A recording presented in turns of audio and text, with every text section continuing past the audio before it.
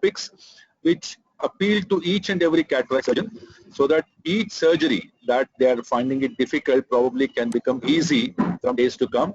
So we have Dr. Naren Shetty from Narayana Netralaya, Bangalore.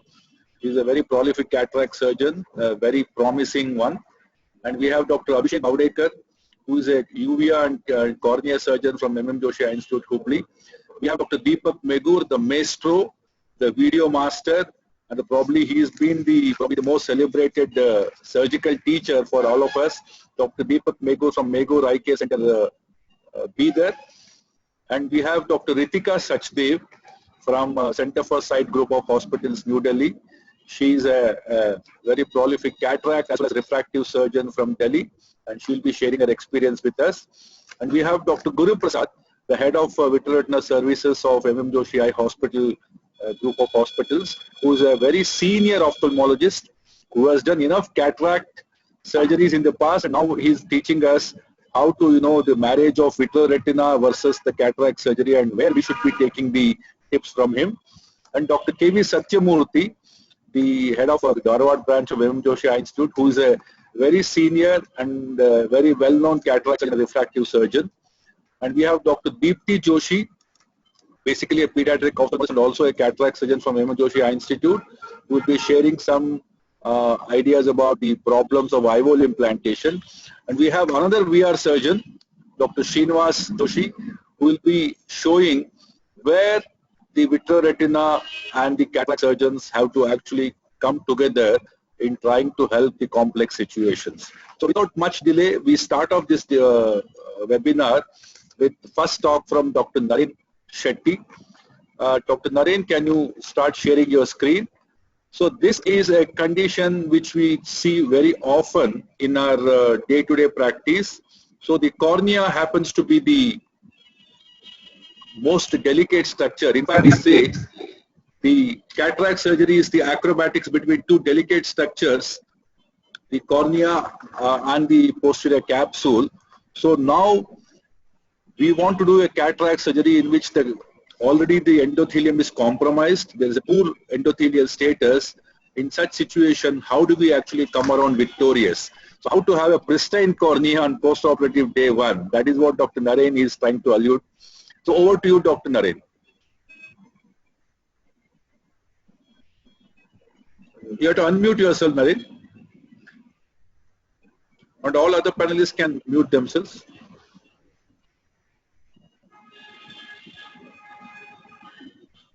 Naren, you are not audible yet. Yeah. Is it audible now, sir? Am I audible? Hello? Yes, go ahead. Yeah. Perfect. Good evening, everyone. First and foremost, I thank Dr. Krishna Prasad for inviting me, and thank the whole team of MM Joshi team for arranging this wonderful webinar. So let's talk about cataract surgery in these poor endothelium, and how do we have a clear cornea the next day. So as we all have protected ourselves throughout our life, very similarly we need to protect the endothelium. If we are changing our cataract technique in cases of poor endothelium, then we are doing something wrong. Every cataract surgery, we should imagine that the cornea is compromised, and then we have to do the surgery. This way we really respect it, respect the endothelium and protect it. Now, pre-screening is very crucial. Make sure you do not miss any of the findings. Specular microscope definitely is a boon to the hospital, but being very expensive, it becomes a challenge for every cataract surgeon to own it. But at least measuring the corneal thickness is very crucial. Once you have done your investigations, you can grade it into this kind of grading system.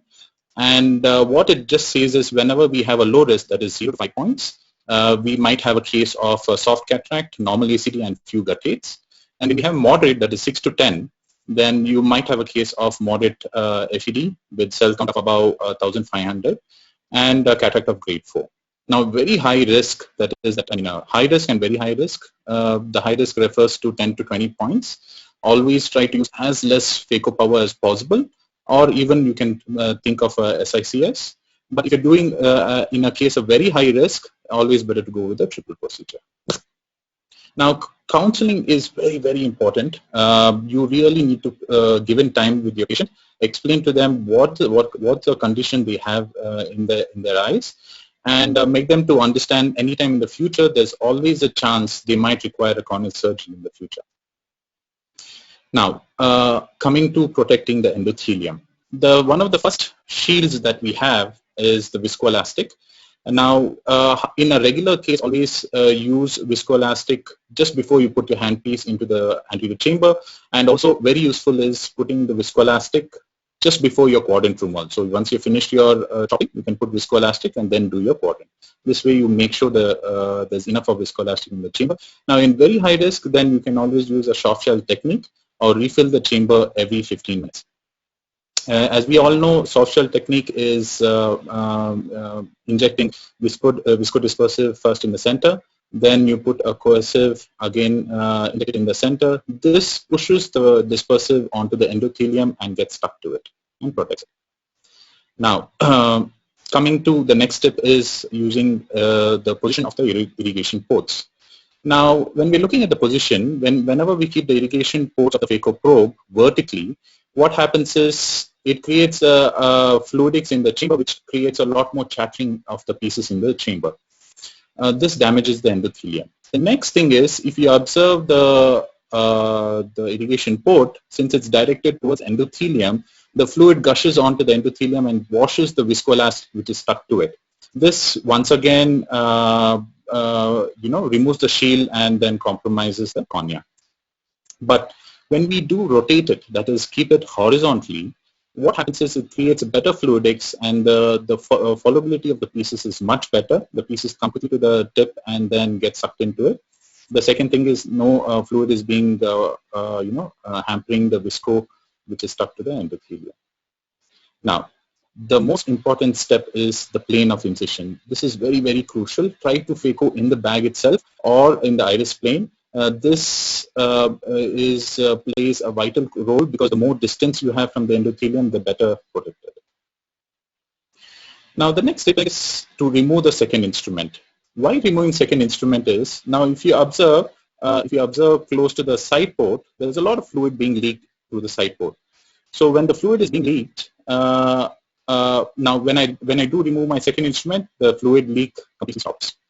Now, why I do this is, it helps in three ways. First, it creates a larger anterior chamber. Second thing is it gives better fluidics. The third thing is basically because there is a single output of fluid that is through the phaco tip. Otherwise, if there is a leak from the side port, there are two ways the fluid goes out. That is from the side port and from the phaco tip. So this creates not that healthy fluidics, and that's why if you remove it, it creates a much better chamber.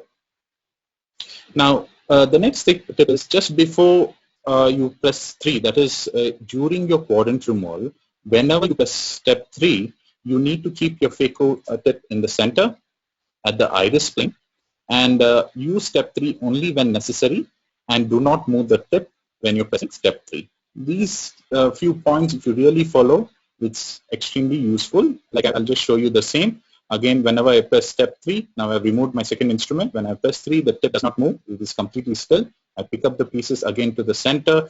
It is in the center of the eye at the iris plane, and the pieces simply just disappear. And always try to remove one piece at a time so that it is done at a very controlled manner. All right. Now, coming to the next thing is, we did a study looking at comparing the high flow and low flow, and we looked at different components, that is the corneal endothelial density, the central corneal thickness, and the macular thickness. All of these we found no significant difference between the two flows. This is why I personally use in these poor corneas high flow settings. Now, why I use high flow settings is, I want to use powerless. Whenever I have more flow and more vacuum, this makes majority of the phacoemulsification is done because of sucking. So this way, the amount of power you require to actually phaco it becomes lesser. As we all know, the more the power, the more the damage to the endothelium. And also, when we're using the high flow settings, we will have a more quicker surgery also. This is the settings I'm using in my machine. definitely you can see which high flow settings is stable in your machine, and you can adopt it accordingly. Now you can ask me, why do I have this 100 figure in this? Why is it standard? Shouldn't you use less power in these cases? If you observe, this is a linear mode. So that means I'm starting from 0 and going to 100. So that means I have full control over my foot pedal. If I press less, there'll be less amount of power. If I press more, there'll be more power. And the secondly is I don't need to change my settings depending on the grade of cataract. Every time I just use one setting, and depending on my foot control, I have full control on how much phaco power I'm delivering. The other one point which I forgot to tell is, now in terms of the machine which I'm using, the Centurion machine and the balance tip, the continuous mode of I think power delivery is good. Is most effective, but in any other machine in poor endothelium, it's always better to go with pulse mode. Prefer to avoid burst mode. It's not a good idea, because every time you the initial step 3 itself, you will go to the maximum phaco power. Always use pulse power. This way you can, amount of phaco power being delivered will be less. All right, the next tip is using high dose pulse steroids. Now, putting steroids every 15 minutes, 2 hours before surgery, studies have shown that it reduces the inflammation, the corneal edema, macular edema, and the visual recovery is much faster. This is a very important tip in these kind of a poor endothelium. Now, the other thing is, immediately post-op, it's good to use hypertonic sodium chloride eye drops. That is because, see, what you're trying to do is that this drops basically does almost the job of the endothelium. It's trying to remove the fluid from the cornea. So since they're all compromised corneas, you don't want the corneas to be stressed. So immediately once the surgery is done, make sure the patient starts on these kind of drops, and also using frequent steroids post-surgery also will help. Now, coming to the next. The epithelial edema. These are all caused due to increased IOP. Once again, like I mentioned, the more the IOP, the more stress the endothelium is to its job. So always better that you remove your viscoelastics. So once you finish your case during IA, make sure you remove the viscoelastic which is stuck to the endothelium, and also wash below the lens. Now, sorry, let's go to the next. Okay, coming to wound edema. When does wound edema occur? It can occur if the irrigation port of the phacoprobe is in the wound. And especially it happens when we have a very long wound, or the position of the sleeve from the tip is crucial. So if we have a larger tip exposure, what happens, the irrigation port is within the main port. This overhydrates the main port, and this creates wound edema. The second thing is, because the irrigation ports are within the wound, it again creates a very unstable chamber, and again compromising the endothelium. So always it's important to have an ideal tip exposure. This way the irrigation port is in the chamber, and you prevent wound edema. And always do not overhydrate when you're trying to close the wounds. Be very gentle while closing the wounds. Now, to summarize, what do we do in these kind of poor endothelium is always, first is make sure you counsel the patient, use pre-op high-dose pulse steroids. Soft technique or viscoelastic every 15 minutes is very important. Phacoing plane is very crucial, so make sure you phaco as deep as possible. Remove your handpiece before you start your quadrant mode. Always use a monofocal lens in such compromised states, because you won't know what can happen in the future in these guys in the eyes.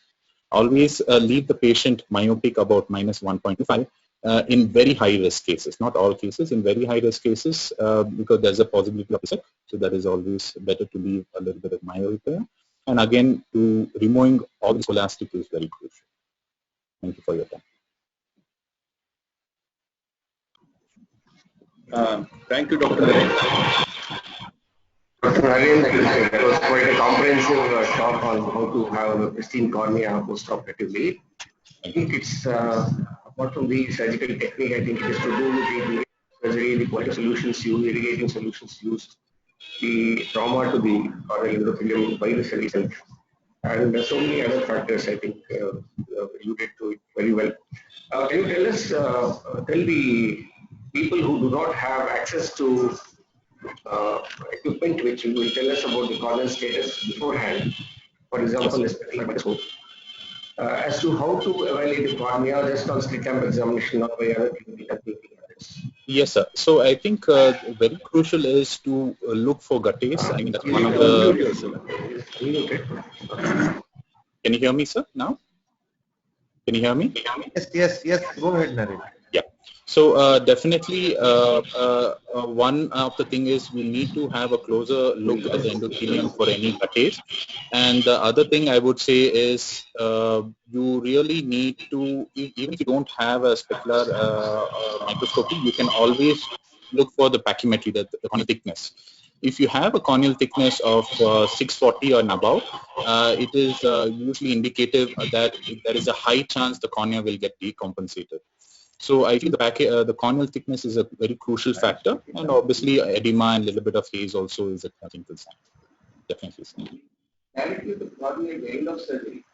Many people say I have very clear cornea at the end of surgery because seen, but post-operatively over a period of time it got hazy. So what do you think about the clarity at the end of the surgery?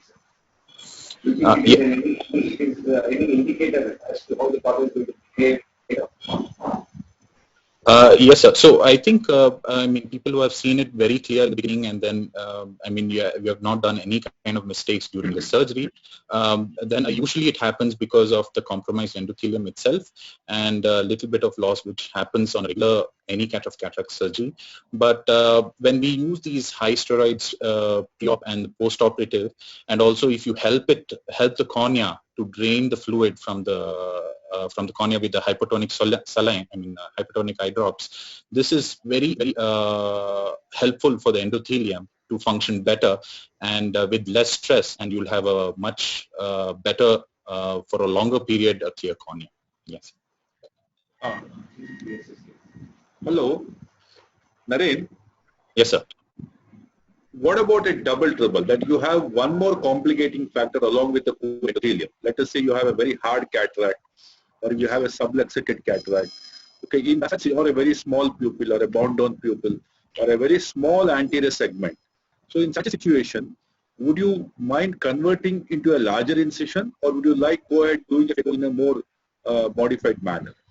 Yeah, this is a very good question, sir. Actually, it really depends on the surgeon. There's no certain rule that you have to do SICS. Because some surgeons may be in their hands, they might be doing the best phaco surgery and not that good SICS. So it all depends on a person to person in their surgical skills, and you have to assess by yourself that in your hands, which is the best way to protect the endothelium. If it is phaco, then just do the phaco. If it is an SICS, please go ahead. Both are fine, but whatever it is, in both ways, you need to respect the endothelium. Yeah, I think it's not the method, it is probably the steps that you take in each method to protect the endothelium. And yes. Final question, is the plane of phaco more important for endothelial protection, or the power using that is more important? Yes, I would definitely vouch for plane, sir. Plane is something very crucial in any cataract surgery, sometimes in a regular case, not just for endothelium. If a surgeon's operated even for 45 minutes in a very deep plane, and a guy who's operated 5 minutes or 10 minutes at a very superficial plane, a guy with a deep plane will have a better cornea the next day, definitely. Thank you so much, Naren. Thanks for sharing your knowledge. I think with that we move to the next talk, where you have, again, it is to do with the cornea. You have a situation where you do a surgery and next day you find the cornea totally edematous, even though it's an ornamental surgery. So Descemet membrane detachment is a nightmare for many of the cataract surgeons.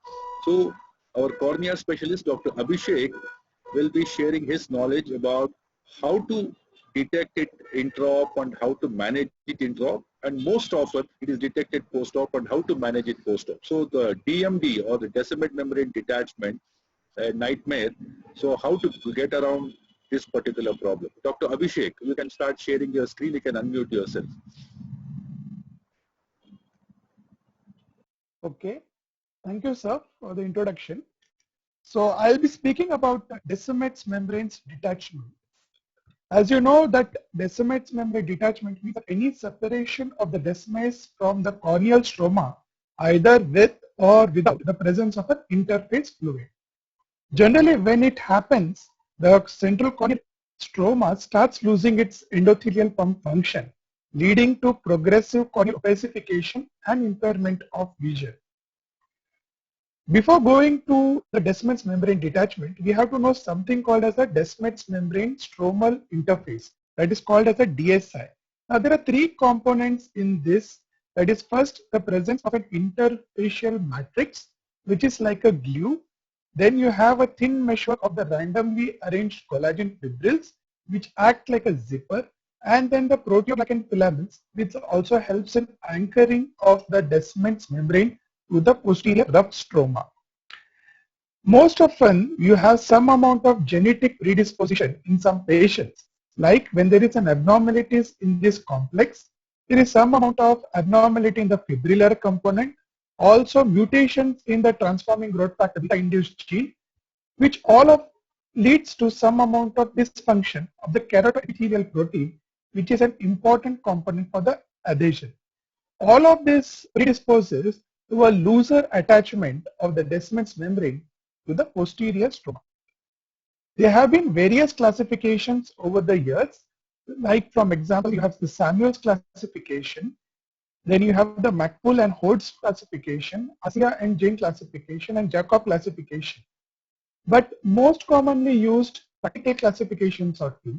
One is the HELP algorithm, wherein you gauge the height, extent, and the length of the attachment, and also the pupillary involvement, for which helps in you, which provides an algorithm for your medical and surgical management. The second classification, which is of more practical benefit, is the ASOCT guided classification, wherein depending upon the superior or the inferior half and the type of the edges, either which is a planar or a scroll of edges, you have a guideline whether you can use an intracameral air or you have to go for C3F8 or expansile glass injection. Now, what are the common risk factors for Descemet's membrane detachment? Preoperatively, you have a patient who is an old age with a dense cataract, sometimes who is not cooperative for topical anesthesia, and history of prior corneal or chemical injury or corneal vascularization. In addition, in some of these cases, you have a dense arcus, which is also an important factor. Intraoperative factors I will be telling in detail, and postoperatively, as I mentioned earlier. So the practical consideration that is the intraoperative factor is that if you are using a blunt keratome, MBR, or a blunt side port, if you have an anterior or a shell-placed incision, when you enter into a shallow chamber, inadvertent injection of the saline or visco or antibiotics into the predescemetic space, especially during irrigation, aspiration, and stromal hydration. So all of these can cause inadvertent Descemet's detachment, and hence it is important, at least for a beginner, to avoid poor instruments and poor instrumentation and overtly aggressive maneuvers to avoid Descemet's detachment. Now, when can DMD happen during the surgery? In fact, it can happen anytime during the surgery. In case of an SICS, when you are constructing the sclerocorneal tunnel, you can have an inadvertent premature entry or a Descemet's tear. When you are entering with a keratome or a side port, when you are entering with the phaco tip, especially if there is continuous irrigation on, and when you are leaving the cornea from the phaco tip, I mean when you are withdrawing the phaco tip, and if there is a continuous irrigation, the fluid from the tip can itself form a cleavage field. It's not necessarily that the detachment has to happen before the nuclear management. It can also occur after the nuclear management, like when you are doing the irrigating aspiration procedures, there may be some tags of the Descemet's and you inadvertently aspirate it, or at the end of the surgery when you do a aggressive stromal hydration.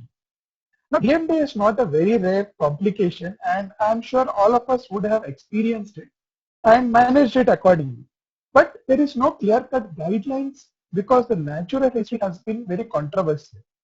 Generally, when there is a small DMD localized to the wound area, there generally may be no visual complaints.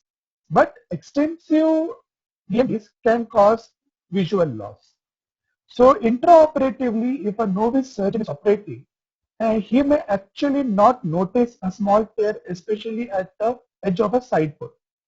When there is a large tear, you can confuse the Descemet's membrane as an elastic remnant of the elastic anterior capsule, and hence you may just try to remove it or you may cut it, and it will rip it and causing more damage. Subtotal and total detachments are much more easier to identify, especially the subtotal. Anybody who is doing a hydrodissection would have seen the hydrodissection fluid wave. So you have something like a similar wave is within at the endothelial plane, and you should be very attentive when you're seeing these cases. Unfortunate surgeon may also have a dental DM detachment wherein the Descemet just falls on to the anterior capsule. So how do you manage this? So this is a small chart which I'm telling you. The number one is first identify, because most of the time the complications happen when you're not able to identify the Descemet's tear or the tag. Second is stop the surgery, take a deep breath, then reassess, especially the location and the extent of the tag or the tear. Then avoid excessive manipulation, especially in that area of the detachment. Use of OVD on air as a temporary tamponade to reattach the Descemet is of help. Sometimes when you are having a tear at the side port, you can probably shift to a newer side port or at the adjacent location. When you are resuming the surgery, if you are doing a phaco, then probably go to your slower, safer parameters. Or if you are doing at SRCS, make sure you don't aggressively injure the endothelium. At the end of the surgery, always ensure that you are having a formed and a taut chamber, and you do a tamponade either with air or C3F. The last 2 points are important, especially in case of a small incision cataract surgery, because many a times you may have a shallow detachment which won't heal if there is a chamber leak. The most commonly scenarios which we probably see is a patient referred to us or see like 1 week or 1 day post-op who presents with this kind of picture wherein you have a central corneal edema with stromal folds. So when you see them on a slit lamp with a slit beam, you could probably see a membrane which is detached, which is more clearly seen in these photographs. And there is a presence of there may or may not be a presence of an interface cleft or fluid. If you are having access to ASOCT like we have, our job is much more easier. You can take the ASOCT cuts at that particular section and you can clearly see the undulating membranes.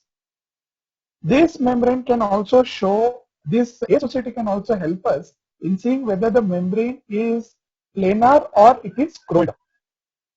Now, at the end of the day, we want to have a reattached Descemet membrane so that we give a good vision to the patient. So how do we achieve this?